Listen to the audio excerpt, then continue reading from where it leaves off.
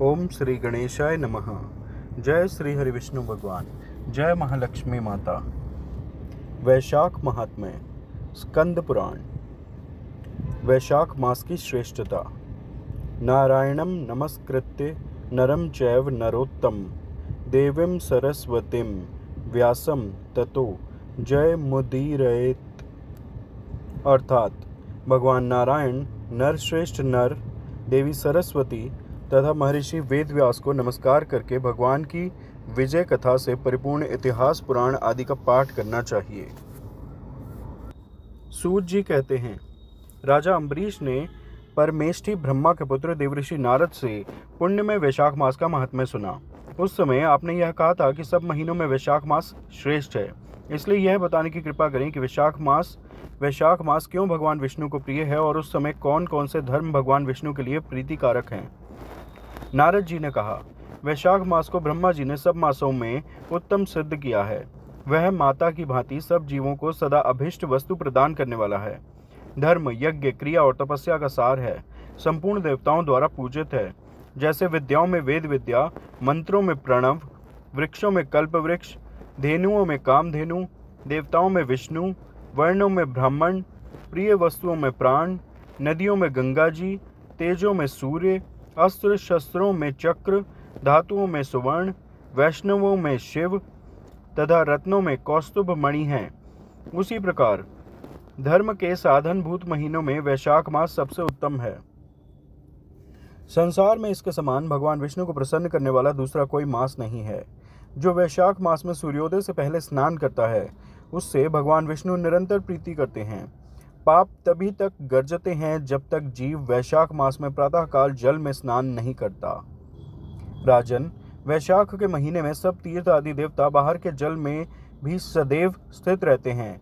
भगवान विष्णु की आज्ञा से मनुष्यों का कल्याण करने के लिए वे सूर्योदय से लेकर 6 दंड के भीतर तक वहां मौजूद रहते हैं।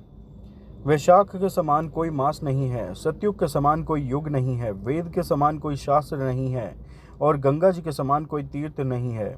जल के समान दान नहीं है, खेती के समान धन नहीं है और जीवन से बढ़कर कोई लाभ नहीं है। उपवास के समान कोई तप नहीं, दान से बढ़कर कोई सुख नहीं, दया के समान धर्म नहीं, धर्म के समान मित्र नहीं, सत्य के समान यश नहीं, आरोग्य के समान उन्नति नहीं, भगवान विष्णु से बढ़कर कोई रक्षक नहीं और वैशाख मास के समान संसार में कोई पवित्र मास नहीं है। ऐसा विद्वान पुरुषों का मत है। वैशाख श्रेष्ठ मास है और शेषशायी भगवान विष्णु को सदा प्रिय है। सब दानों से जो पुण्य होता है और सब तीर्थों में जो फल होता है, उसी को मनुष्य वैशाख मास में केवल जल दान करके प्राप्त कर लेता है। जो जल दान में असमर्थ है, ऐसे ऐश्वर्य की अभिलाषा रखने वाले पुरुष को उचित है कि वह दूसरे को प्रबोध करे, दूसरे को जलदान का महत्व समझावे। यह सब दानों से बढ़कर हितकारी है। जो मनुष्य वैशाख में सड़क पर यात्रियों के लिए प्याऊ लगाता है, वह विष्णु लोक में प्रतिष्ठित होता है। नृपश्रेष्ठ प्रपादान अर्थात प्याऊ देवताओं, पितरों तथा ऋषियों को अत्यंत प्रीति देने वाला है। जिसने प्याऊ लगाकर रास्ते के थके मांदे मनुष्यों को संतुष्ट किया है, उसने ब्रह्मा, विष्णु और शिव आदि देवताओं को संतुष्ट कर लिया है। राजन, वैशाख मास में जल की इच्छा रखने वाले को जल, छाया चाहने वाले को छाता और पंखे की इच्छा रखने वाले को पंखा देना चाहिए। राजेंद्र, जो प्यास से पीड़ित महात्मा पुरुष के लिए शीतल जल प्रदान करता है, वह उतने ही मात्र से 10,000 राजसूय यज्ञों का फल पाता है। धूप और परिश्रम से पीड़ित ब्राह्मण को जो पंखा डुलाकर हवा करता है, वह उतने ही मात्र से निष्पाप होकर भगवान का पार्षद हो जाता है। जो मार्ग से थके हुए श्रेष्ठ द्विज को वस्त्र से भी हवा करता है, वह उतने से ही मुक्त हो भगवान विष्णु का सायुज्य प्राप्त कर लेता है। जो शुद्ध चित्त से ताड़ का पंखा देता है, वह सब पापों का नाश करके ब्रह्मलोक को जाता है। जो विष्णु प्रिय वैशाख मास में पादुका दान करता है, वह यमदूतों का तिरस्कार करके विष्णु लोक में जाता है। जो मार्ग में अनाथों के ठहरने के लिए विश्रामशाला बनवाता है, उसके पुण्य फल का वर्णन किया नहीं जा सकता। मध्याह्न में आए हुए ब्राह्मण अतिथि को यदि कोई भोजन दे तो उसके फल का अंत नहीं है। राजन, अन्नदान मनुष्यों को तत्काल तृप्त करने वाला है, इसलिए संसार में अन्न के समान कोई दान नहीं है। जो मनुष्य मार्ग के थके हुए ब्राह्मण के लिए आश्रय देता है, उसके पुण्य फल का वर्णन नहीं किया जा सकता। भूपाल, जो अन्नदाता है वह माता पिता आदि का भी विस्मरण करा देता है। इसलिए तीनों लोकों के निवासी अन्नदान की ही प्रशंसा करते हैं। माता और पिता केवल जन्म के हेतु हैं, पर जो अन्न देकर पालन करता है, मनीषी पुरुष इस श्लोक में उसी को पिता कहते हैं। वैशाख स्नान के नियम। महीरथ नाम का एक राजा था जो सदा कामनाओं में आसक्त और अजितेंद्रिय था। वह केवल वैशाख स्नान के सुयोग से स्वतः वैकुंठ धाम को चला गया। वैशाख मास के देवता भगवान मधुसूदन हैं, अतएव वह सफल मास है। वैशाख मास में भगवान की प्रार्थना का मंत्र इस प्रकार है: मधुसूदन देवेश वैशाखे मेषगे रवो प्रातः स्नानम करिष्यामि निर्विघ्नं कुरु माधव।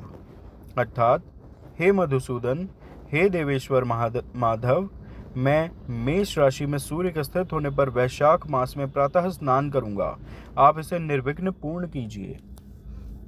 तत्पश्चात निम्नांकित मंत्र से अर्घ्य प्रदान करना चाहिए।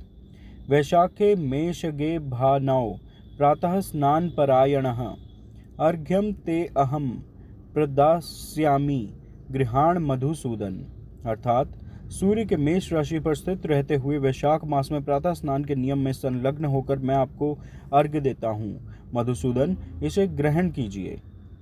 इस प्रकार अर्घ्य समर्पण करके स्नान करें, फिर वस्त्रों को पहनकर संध्या तर्पण आदि सब कर्मों को पूरा करके वैशाख मास में विकसित होने वाले पुष्पों से भगवान विष्णु की पूजा करें। उसके बाद वैशाख मास के महात्म्य को सूचित करने वाली भगवान विष्णु की कथा सुने।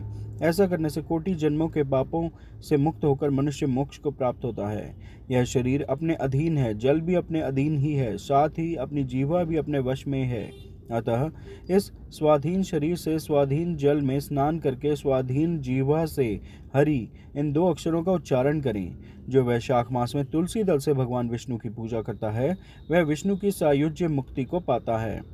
अतः अनेक प्रकार के भक्ति मार्ग से तथा भांति भांति के व्रतों द्वारा भगवान विष्णु की सेवा तथा उनके सगुण या निर्गुण स्वरूप का अनन्य चित्त से ध्यान करना चाहिए।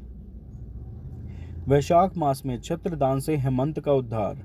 नारद जी कहते हैं, एक समय विदेह राज जनक के घर दोपहर के समय श्रुतदेव नाम से विख्यात एक श्रेष्ठ मुनि पधारे, जो वेदों के ज्ञाता थे। उन्हें देखकर राजा बड़े उल्लास के साथ खड़े हो गए और मधुर पर्क आदि सामग्रियों से उनकी विधिपूर्वक पूजा करके राजा ने उनके चरणोदक को अपने मस्तक पर धारण किया। इस प्रकार स्वागत सत्कार के पश्चात जब वे आसन पर विराजमान हुए, तब विदेहराज के प्रश्न के अनुसार वैशाख मास के महात्म्य का वर्णन करते हुए वे इस प्रकार बोले। श्रुतदेव ने कहा, राजन, जो लोग वैशाख मास में धूप से संतप्त होने वाला महात्मा पुरुषों के ऊपर छाता लगाते हैं, उन्हें अनंत पुण्य की प्राप्ति होती है। इस विषय में एक प्राचीन इतिहास का उदाहरण दिया करते हैं। पहले वंग देश में हेमकांत नाम से विख्यात एक राजा थे। वे कुश केतु के पुत्र, परम बुद्धिमान और शस्त्रधारियों में श्रेष्ठ थे। एक दिन वे शिकार खेलने में आसक्त होकर एक गहन वन में जा घुसे। वहां अनेक प्रकार के मृग और वराह आदि जंतुओं को मारकर जब वे बहुत थक गए, तब दोपहर के समय मुनियों के आश्रम पर आए। उस समय आश्रम पर उत्तम व्रत का पालन करने वाले शतर्ची नाम वाले ऋषि समाधि लगाए बैठे थे, जिन्हें बाहर के कार्यों का कुछ भी ज्ञान नहीं होता था। उन्हें निश्चल बैठे देख राजा को बड़ा क्रोध हुआ और उन्होंने उन महात्माओं को मार डालने का निश्चय किया। तब उन ऋषियों के 10,000 शिष्यों ने राजा को मना करते हुए कहा, ओ खोटी बुद्धि वाले नरेश, हमारे गुरु लोग इस समय समाधि में स्थित हैं। बाहर कहाँ क्या हो रहा है इसको ये नहीं जानते, इसलिए इन पर तुम्हें क्रोध नहीं करना चाहिए। तब राजा ने क्रोध से विहल होकर शिष्यों से कहा, द्विज कुमारों, मैं मार्ग से थका मांदा यहाँ आया हूँ, अतः तुम ही लोग मेरा आतिथ्य करो। राजा के ऐसे कहने पर वे शिष्य बोले, हम लोग भिक्षा मांगकर खाने वाले हैं। गुरुजनों ने हमें किसी के आतिथ्य के लिए आज्ञा नहीं दी है। हम सर्वथा गुरु के अधीन हैं, अतः तुम्हारा आतिथ्य कैसे कर सकते हैं। शिष्यों का यह कोरा उत्तर पाकर राजा ने उन्हें मारने के लिए धनुष उठाया और इस प्रकार कहा, मैंने हिंसक जीवों और लुटेरों के भय आदि से जिनकी अनेकों बार रक्षा की है, जो मेरे दिए हुए दानों पर ही पलते हैं, वे आज मुझे ही सिखलाते चले हैं। ये मुझे नहीं जानते, ये सभी कृतज्ञ और बड़े अभिमानी हैं। इन आतताइयों को मार डालने पर भी मुझे कोई दोष नहीं लगेगा। ऐसा कहकर वे कुपित हो धनुष से बाण छोड़ने लगे। बेचारे शिष्य आश्रम छोड़कर भय से भाग चले। भागने पर भी हेमकांत ने उनका पीछा किया और 300 शिष्यों को मार गिराया। शिष्यों के भाग जाने पर आश्रम पर जो कुछ सामग्री थी उसे राजा के पापात्मा सैनिकों ने लूट लिया। राजा के अनुमोदन से ही उन्होंने वहां इच्छानुसार भोजन किया। तत्पश्चात दिन बीतते बीतते राजा सेना के साथ अपनी पुरी में आ गए। राजा कुशकेतु ने जब अपने पुत्र का यह अन्यायपूर्ण कार्य सुना तब उसे राज्य करने के अयोग्य जानकर उसकी निंदा करते हुए उसे देश निकाला दे दिया। पिता के त्याग देने पर हेमकांत घने वन में चला गया। वहां उसने बहुत वर्षों तक निवास किया। ब्रह्म हत्या उसका सदा पीछा करती रहती थी, इसलिए वह कहीं भी स्थिरता पूर्वक रह नहीं पाता था। इस प्रकार उस दुष्टात्मा के 28 वर्ष व्यतीत हो गए। एक दिन वैशाख मास में जब दोपहर का समय हो रहा था, महामुनि तीर्थ यात्रा के प्रसंग से उस वन में आए। वे धूप से अत्यंत संतप्त और तृषा से बहुत पीड़ित थे, इसलिए किसी वृक्षहीन प्रदेश में मूर्छित होकर गिर पड़े। दैव योग से हेमकांत उधर आ निकला। उसने मुनि को प्यास से पीड़ित, मूर्छित और थका मांदा देख उन पर बड़ी दया की। उसने पलाश के पत्तों से छत्र बनाकर उनके ऊपर आती हुई धूप का निवारण किया। वह स्वयं मुनि के मस्तक पर छाता लगाए खड़ा हुआ और तुम्बी में रखा हुआ जल उनके मुंह में डाला। इस उपचार से मुनि को होश हो आया और उन्होंने क्षत्रिय के दिए हुए पत्ते के छाते को लेकर अपनी व्याकुलता दूर की। उनकी इंद्रियों में कुछ शक्ति आई और वे धीरे धीरे किसी गांव में पहुंच गए। उस पुण्य के प्रभाव से हेमकांत की 300 ब्रह्म हत्याएं नष्ट हो गईं। इस समय यमराज के दूत हेमकांत को लेने के लिए वन में आए। उन्होंने उसके प्राण लेने के लिए संग्रहणी रोग पैदा किया। उस समय प्राण छूटने की पीड़ा से छटपटाते हुए हेमकांत ने 3 अत्यंत भयंकर यमदूतों को देखा, जिनके बाल ऊपर की ओर उठे हुए थे। उस समय अपने कर्मों को याद करके वह चुप हो गया। छत्रदान के प्रभाव से उसको विष्णु भगवान का स्मरण हुआ। उसके स्मरण करने पर महाविष्णु ने विश्वक सेन से कहा, तुम शीघ्र जाओ, यमदूतों को रोको, हेमकांत की रक्षा करो। अब यह निष्पाप और मेरा भक्त हो गया है। उसे नगर में ले जाकर उसके पिता को सौंप दो। साथ ही मेरे कहने से कुशकेतु को यह समझाओ कि तुम्हारे पुत्र ने अपराधी होने पर भी वैशाख मास में छत्र दान करके एक मुनि की रक्षा की है, अतः वह पार रहित हो गया है। इस पुण्य के प्रभाव से वह मन और इंद्रियों को अपने वश में रखने वाला, दीर्घायु, शूरता और उदारता आदि गुणों से युक्त तथा तुम्हारे समान गुणवान हो गया है। इसलिए अपने महाबली पुत्र को तुम राज्य का भार संभालने के लिए नियुक्त करो। भगवान विष्णु ने तुम्हें ऐसी ही आज्ञा दी है। इस प्रकार राजा को आदेश देकर हेमकांत को उनके अधीन करके यहाँ लौट आओ। भगवान विष्णु का यह आदेश पाकर महाबली विश्वक्सेन ने हेमकांत के पास आकर यमदूतों को रोका और अपने कल्याणमय हाथों से उसके सब अंगों में स्पर्श किया। भगवत भक्त के स्पर्श से हेमकांत की सारी व्याधि क्षण भर में दूर हो गई। तदंतर विश्वक्सेन उसके साथ राजा की पुरी में गए। उन्हें देखकर महाराज कुशकेतु ने आश्चर्य युक्त हो भक्तिपूर्वक मस्तक झुकाकर पृथ्वी पर साष्टांग प्रणाम किया और भगवान के पार्षद को अपने घर में प्रवेश कराया। वहां नाना प्रकार के स्तोत्रों से उनकी स्तुति तथा वैभवों से उनका पूजन किया। तत्पश्चात महाबली विश्वक्सेन ने अत्यंत प्रसन्न होकर राजा को हेमकांत के विषय में भगवान विष्णु ने जो संदेश दिया था वह सब कह सुनाया। उसे सुनकर कुशकेतु ने पुत्र को राज्य पर बिठा दिया और स्वयं विश्वक्सेन की आज्ञा लेकर पत्नी सहित वन को प्रस्थान किया। तदंतर महामना विश्वक्सेन हेमकांत से पूछकर और उसकी प्रशंसा करके श्वेत द्वीप में भगवान विष्णु के समीप चले गए। तब से राजा हेमकांत वैशाख मास में बताए हुए भगवान की प्रसन्नता को बढ़ाने वाले शुभ धर्मों का प्रतिवर्ष पालन करने लगे। वे ब्राह्मण भक्त, धर्मनिष्ठ, शांत, जितेंद्रिय, सब प्राणियों के प्रति दयालु और संपूर्ण यज्ञों की दीक्षा में स्थित रहकर सब प्रकार की संपदाओं से संपन्न हो गए। उन्होंने पुत्र पौत्र आदि के साथ समस्त भोगों का उपभोग करके भगवान विष्णु का लोक प्राप्त किया। वैशाख मास सुख से साध्य, अतिशय पुण्य प्रदान करने वाला है। पाप रूपी ईंधन को अग्नि की भांति जलाने वाला, परम सुलभ तथा धर्म, अर्थ, काम, मोक्ष चारों पुरुषार्थों को देने वाला है। जय श्री हरि विष्णु भगवान। जय महालक्ष्मी माता। ओम श्री गणेशाय नमः। सूत जी कहते हैं, महात्मा नारद के वचन सुनकर राजऋषि अम्बरीश ने विस्मित होकर कहा, महामुने, आप मार्गशीर्ष, अगहन आदि पवित्र महीनों को छोड़कर वैशाख मास की ही इतनी प्रशंसा क्यों करते हैं? उसी को सब मासों में श्रेष्ठ क्यों बतलाते हैं? यदि माधव मास सबसे श्रेष्ठ और भगवान लक्ष्मीपति को अधिक प्रिय है, तो उस समय स्नान करने की क्या विधि है? वैशाख मास में किस वस्तु का दान, कौन सी तपस्या तथा किस देवता का पूजन करना चाहिए? कृपानिधे, उस समय किए जाने वाले पुण्य कर्म का आप मुझे उपदेश दीजिए। सदगुरु के मुख से उपदेश की प्राप्ति दुर्लभ होती है। उत्तम देश और काल का मिलना भी बड़ा कठिन होता है। राज्य प्राप्ति आदि दूसरे कोई भी भाव हमारे हृदय को इतनी शीतलता नहीं प्रदान करते जितनी कि आपका यह समागम। नारद जी ने कहा, राजन सुनो, मैं संसार के हित के लिए तुमसे माधव मास की विधि का वर्णन करता हूँ। जैसा कि पूर्व काल में ब्रह्मा जी ने बतलाया था, पहले तो जीव का भारतवर्ष में जन्म होना ही दुर्लभ है। उससे भी अधिक दुर्लभ है वहाँ मनुष्य की योनि में जन्म। मनुष्य होने पर भी अपने अपने धर्म के पालन में प्रवृत्ति होनी तो और भी कठिन है। उससे भी अत्यंत दुर्लभ है भगवान वासुदेव में भक्ति, और उसके होने पर भी माधव मास में स्नान आदि का सुयोग मिलना तो और भी कठिन है। माधव मास माधव लक्ष्मीपति को बहुत प्रिय है। माधव वैशाख मास को पाकर जो विधि पूर्वक स्नान, दान तथा जप आदि का अनुष्ठान करते हैं वे ही मनुष्य धन्य एवं कृत्य हैं। उनके दर्शन मात्र से पापियों के भी पाप दूर हो जाते हैं और वे भगवत भाव से भावित होकर धर्माचरण के अभिलाषी बन जाते हैं।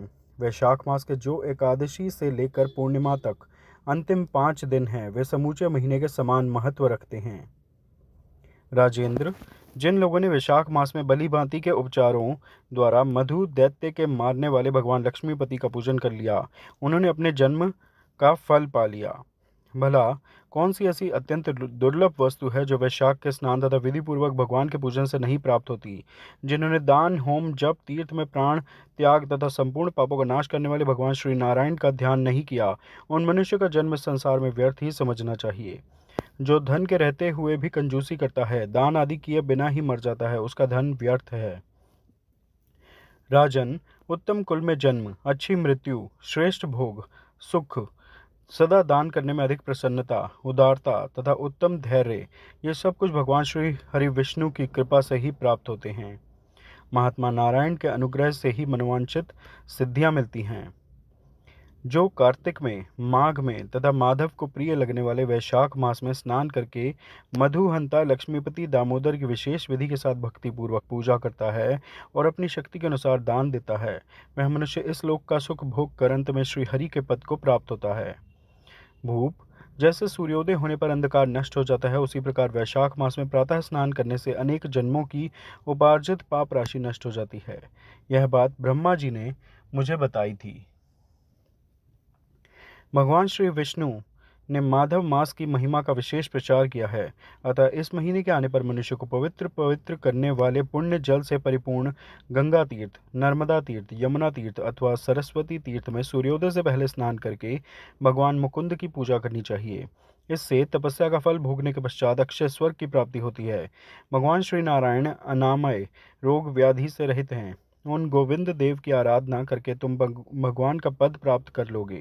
राजन, देवाधिदेव लक्ष्मीपति पापों का नाश करने वाले हैं। उन्हें नमस्कार करके चैत्र की पूर्णिमा को इस व्रत का आरंभ करना चाहिए। व्रत लेने वाला पुरुष यमनियों का पालन करे, शक्ति के अनुसार कुछ दान दे, हविष्यान्न भोजन करे, भूमि पर सोए, ब्रह्मचर्य व्रत में दृढ़तापूर्वक स्थित रहे तथा हृदय में भगवान श्री नारायण का ध्यान करते हुए कृच्छ आदि तपस्याओं के द्वारा शरीर को सुखाए।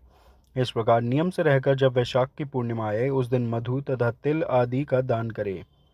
श्रेष्ठ ब्राह्मणों को भक्तिपूर्वक भोजन कराए, उन्हें दक्षिणा सहित धेनु दान दे तथा वैशाख स्नान के व्रत में जो कुछ त्रुटि हुई हो उसकी पूर्णता के लिए ब्राह्मणों से प्रार्थना करें। भूपाल, जिस प्रकार लक्ष्मी जी जगदीश्वर माधव की प्रिया हैं, उसी प्रकार माधव मास भी मधुसूदन को बहुत प्रिय है। इस तरह उपर्युक्त नियमों के पालन पूर्वक 12 वर्षों तक वैशाख स्नान करके अंत में मधुसूदन की प्रसन्नता के लिए अपनी शक्ति के अनुसार व्रत का उद्यापन करें। अम्बरीश, पूर्व काल में ब्रह्मा जी के मुख से मैंने जो कुछ सुना था वह सब वैशाख मास का महात्म्य तुम्हें बता दिया। अम्बरीश ने पूछा, मुने, स्नान में परिश्रम तो बहुत थोड़ा है, फिर भी उससे अत्यंत दुर्लभ फल की प्राप्ति होती है। मुझे इस पर विश्वास क्यों नहीं होता? मुझे मोह क्यों हो रहा है? नारद जी ने कहा, राजन, तुम्हारा संदेह ठीक है। थोड़े से परिश्रम के द्वारा महान फल की प्राप्ति असंभव सी बात है, तथापि इस पर विश्वास करो, क्योंकि यह ब्रह्मा जी की बताई हुई बात है। धर्म की गति सूक्ष्म होती है, उसे समझने में बड़े बड़े पुरुषों को भी कठिनाई होती है। श्री हरि की शक्ति अचिंत्य है, उनकी कृति में विद्वानों को भी मोह हो जाता है। विश्वामित्र आदि क्षत्रिय थे, किंतु धर्म का अधिक अनुष्ठान करने के कारण वे ब्राह्मण तत्व को प्राप्त हो गए ब्राह्मणत्व को प्राप्त हो गए। अतः धर्म की गति अत्यंत सूक्ष्म है। भोपाल, तुमने सुना होगा, अजामिल अपनी धर्म पत्नी का परित्याग करके सदा पाप के मार्ग पर ही चलता था। तथापि मृत्यु के समय उसने केवल पुत्र के स्नेहवश नारायण कहकर पुकारा, पुत्र का चिंतन करके नारायण का नाम लिया, किंतु इतने से ही उसको अत्यंत दुर्लभ पद की प्राप्ति हुई। जैसे अनिच्छा पूर्वक भी यदि आग का स्पर्श किया जाए तो वह शरीर को जलाती है, उसी प्रकार किसी दूसरे निमित्त से भी यदि श्री गोविंद का नामोच्चारण किया जाए तो वह पाप राशि को भस्म कर डालता है। अनिच्छयापि दहति स्पृष्टो हुत वहो यथा, तथा दहति गोविंद नाम व्याजाद पीड़ितम।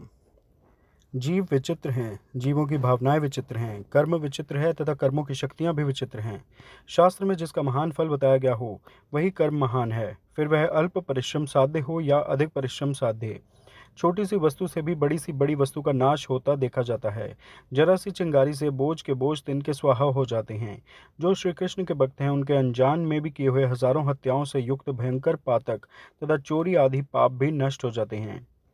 वीर, जिसके हृदय में भगवान श्री विष्णु की भक्ति है, वह विद्वान पुरुष यदि थोड़ा सा भी पुण्य कार्य करता है तो वह अक्षय फल देने वाला होता है। अतः माधव मास में माधव की भक्ति पूर्वक आराधना करके मनुष्य अपनी मनोवांछित कामनाओं को प्राप्त कर लेता है। इस विषय में संदेह नहीं करना चाहिए। शास्त्रोक्त विधि से किया जाने वाला छोटे से छोटे कर्म क्यों न हो, उसके द्वारा बड़े से बड़े पाप का भी क्षय हो जाता है तथा उत्तम कर्म की वृद्धि होने लगती है। राजन, भाव तथा भक्ति दोनों की अधिकता से फल में अधिकता होती है। धर्म की गति सूक्ष्म है, वह कई प्रकारों की जानी जाती है। महाराज, जो भाव से हीन है, जिसके हृदय में उत्तम भाव एवं भगवान की भक्ति नहीं है, वह अच्छे देश तथा काल में जा जाकर जीवन भर पवित्र गंगा जल से नहाता और दान देता रहे तो भी कभी शुद्ध नहीं हो सकता, ऐसा मेरा विचार है। अतः अपने हृदय कमल में शुद्ध भाव की स्थापना करके वैशाख मास में प्रातः स्नान करने वाला जो विशुद्ध चित्त पुरुष भक्ति पूर्वक भगवान लक्ष्मीपति की पूजा करता है, उसके पुण्य का वर्णन करने की शक्ति मुझ में नहीं है। अतः भोपाल, तुम वैशाख मास के फल के विषय में विश्वास करो। छोटा सा शुभ कर्म भी सैकड़ों पाप कर्मों का नाश करने वाला होता है। जैसे हरिनाम के भय से राशि राशि पाप नष्ट हो जाते हैं, उसी प्रकार सूर्य के मेष राशि पर स्थित होने के समय प्रातः स्नान करने से तथा तीर्थ में भगवान की स्तुति करने से भी समस्त पापों का नाश हो जाता है। यथा हरे नाम भयेन भूप नश्यन्ति सर्वे दुरितस्य वृंदाः, नूनं रवौ मेष गते विभाते स्नानेन तीर्थे च हरिस्तवेन। जिस प्रकार गरुड़ के तेज से सांप भाग जाते हैं, उसी प्रकार प्रातःकाल वैशाख स्नान करने से पाप पलायन कर जाते हैं। यह निश्चित बात है। जो मनुष्य मेष राशि के सूर्य में गंगा या नर्मदा के जल में नहाकर 1, 2 या तीनों समय भक्ति भाव के साथ पाप प्रशमन नामक स्तोत्र का पाठ करता है, वह सब पापों से मुक्त होकर परम पद को प्राप्त होता है। अम्बरीश, इस प्रकार मैंने थोड़े में यह वैशाख स्नान का सारा महात्म्य सुना दिया। अब और क्या सुनना चाहते हो? वैशाख मास का महात्म्य पूर्ण हुआ। आप सब प्रेम से मेरे साथ बोलिए, जय श्री हरि विष्णु भगवान, जय महालक्ष्मी माता।